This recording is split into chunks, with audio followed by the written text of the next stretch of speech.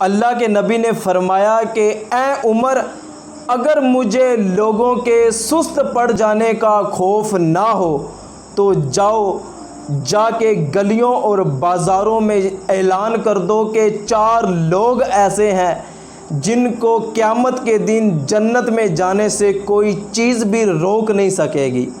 فرمایا کہ پہلا وہ شخص جو ساری زندگی اپنے والدین کے ساتھ حسن سلوک کرتا رہا۔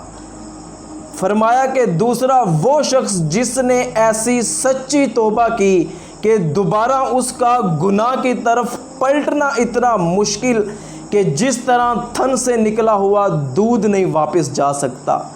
اور فرمایا کہ تیسری وہ عورت جس نے اپنی ساری محبتیں اپنے خاوند پر نچھاور کر دی، اس حال میں مری کہ اس کا شوہر اس پر راضی تھا۔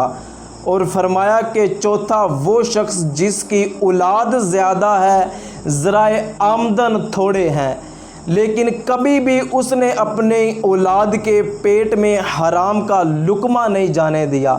فرمایا کہ اے عمر، یہ 4 لوگ ایسے ہیں کہ قیامت کے دن ان چاروں کو جنت میں جانے سے کوئی چیز روک نہیں سکے گی۔